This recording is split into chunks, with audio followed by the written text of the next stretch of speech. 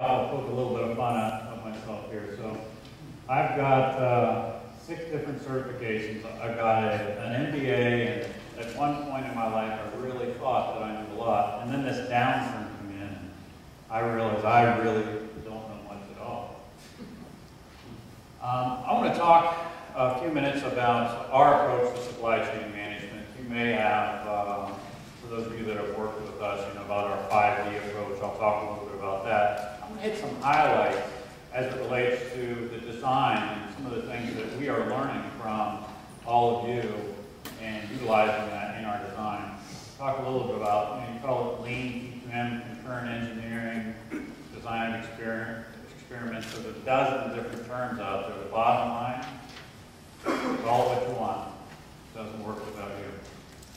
The thing I've learned most about this downturn is just how much we can benefit by going to our supply chain.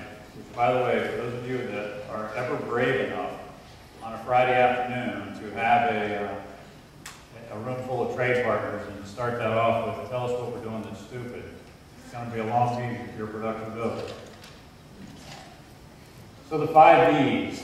So when we talk about value, volume, velocity, variability, visibility, and it's just what we're really thinking about is how can we help you help us. So what we want to do is to fully understand the benefits of fewer house plans. At one time we were building over 2,000 different house plans. 2,000 different house plans. If you think about that, that was an average build of about 6. How do you ever really get good at something that you build once or twice and go on to a new one? You never get up the learning curve. So fewer house plans, standardized construction details that go across plan series, reduced SKUs, and concentrated supply base. And I won't read through all of those, but you can put yourself in the shoes of that supply chain when you realize that what we're trying to do is, we don't want custom ordered materials. We want materials that are already readily available in the supply chain. We want to orient those in a way in our house that gives us a competitive advantage. So why work together? This is the gift that keeps on giving. It really is. So as we are able to work together and reduce the floor plans, reduce the SKUs, then we can spend more time making those fewer plans better. If you look at, we spend hundreds of hours on a plan now.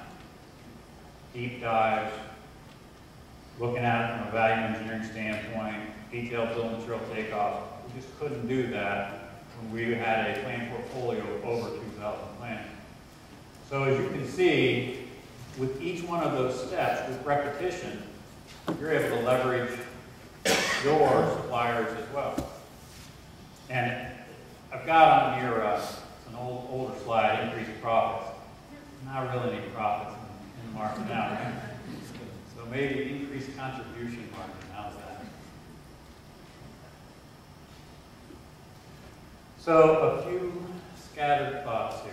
One from the standpoint of, if you look at the pro dealer space, one of the things that we're trying to do is to improve the energy efficiency of the homes that we build. Well, to do that, we want to take a look at where are the opportunities within that frame.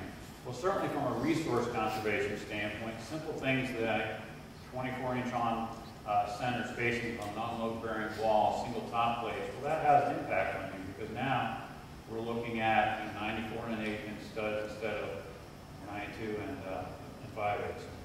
Ladder blocking at intersections. So what we're looking for there is how can we get more insulation in that thermal envelope, right? Stud has an R value of 1 per inch. What we're trying to do is get an R13 and R15 in that wall. Panel layout. This is actually, it's interesting. How many of you have an opportunity to actually go to the job site and see your work under construction? I encourage all of you to do that. It's an eye-opening experience. We have, as most production builders, we've done some pretty substantial layouts.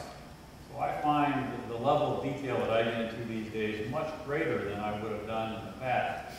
And just going to the job site and taking a look at how that's framed, and saying, well, where's our opportunity?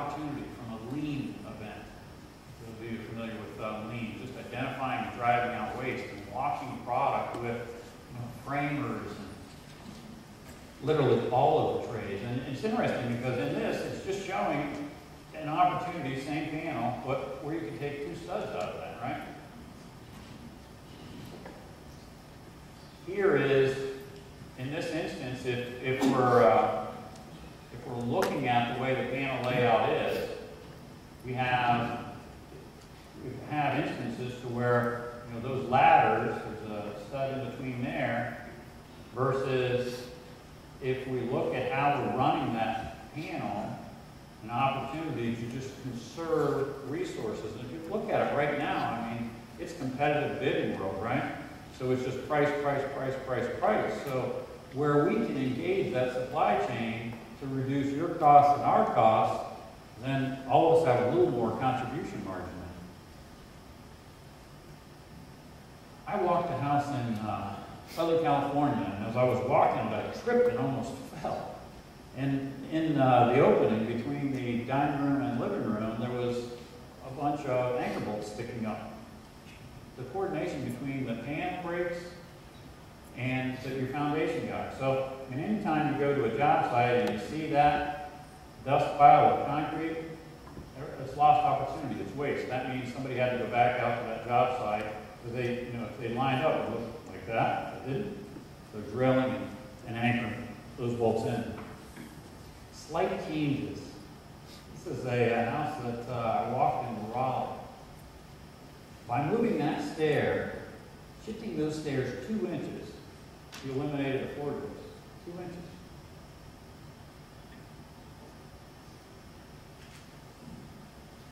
This house had 4 cases in it, 2 of which were even used. We built this thing, we may have built this house 100 different times.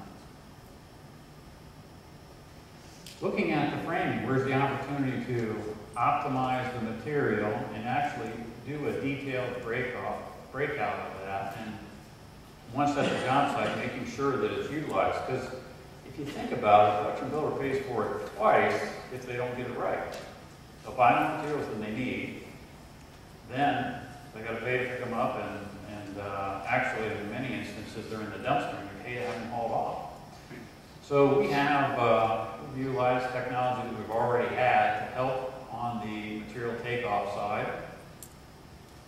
We've developed some custom calculators that allow us to really look at our quantities, and involving those trades in that process has really been beneficial as they've been able to teach us some techniques to take materials out. It's interesting when you look at you have the same house built in multiple markets, which we do now.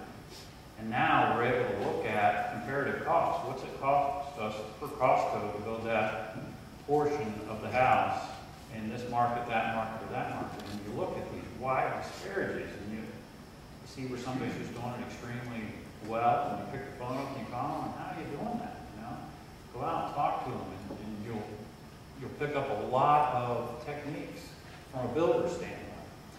So I talked about value engineering. We probably all will to some extent. Here's some examples of what we've done just